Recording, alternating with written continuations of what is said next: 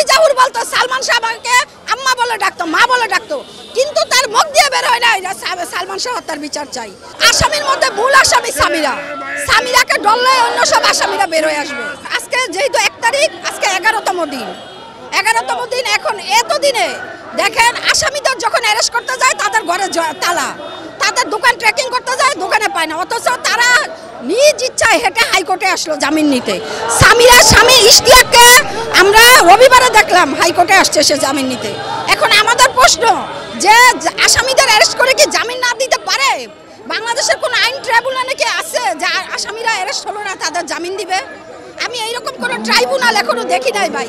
আসামিদের জামিন নিতে হলে তাকে অবশ্যই কাঠগড়ায় আসতে হবে, সে দাগা আসামি হোক, ফাঁসির আসামি হোক, আর নারী নির্যাতনের আসামি হোক, প্রত্যেকটা আসামিকে কাঠগড়ায় দাঁড়িয়ে জজের সামনে দাঁড়িয়ে করতে হয়, জামিন নিতে হয়। এখন সামিরা যদি জজের বাইরে জামিন নেয় সেটাও আমরা দেখে নিব কিভাবে জজের বাইরে সে জামিন নিল। আসামির মধ্যে মূল আসামি সামিরা, সামিরাকে ডললে অন্য সব আসামিরা বের হয়ে আসবে, কারণ কান টানলে মাথা চলে আসে, সামিরাকে টানলে সব আসামি বের হয়ে আসবে। ডনের সাথে সহমত প্রকাশ করতেছে এভরিসিং লোক। কালকে শাওন রিয়াকে দেখলাম, আশরাফকে, তারপরে এর আগে ডলি জহুরকে। ডলি জহুর কোন আসামির পক্ষে কথা বলতে সে সম্মত না। দেবী গাফফার, এভরিসি লোকের বউরা, এভরিসি লোকেরা, এভরিসিতে নির্বাচনের লোকেরা সব এই ডনের পক্ষে। আর আমরা যত ভক্তবৃন্দ, মাঠের লোক, সালমান শাহর পরিবার সব ডনের বিপক্ষে।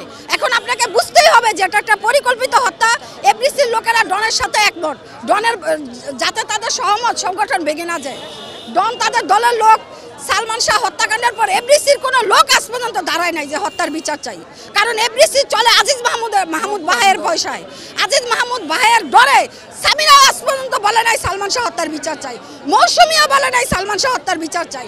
ওমর সানি বলে সালমান শাহ একটা ভালো আর্টিস্ট ছিল, কিন্তু তার মুখ দিয়ে বের হয় না সালমান শাহ হত্যার বিচার চাই। ডলি জাহুর বলতো সালমান শাহ আমাকে আম্মা বলে ডাকতো, মা বলে ডাকতো, কিন্তু তার মুখ দিয়ে বের হয় না সালমান শাহ হত্যার বিচার চাই। এমনকি দেবী গাফফার, সে বলে রাজীবকে বাবা বলতো, আমাকে মা বলতো, কিন্তু তিনিও বলে না যে সালমান শাহ হত্যার বিচার চাই।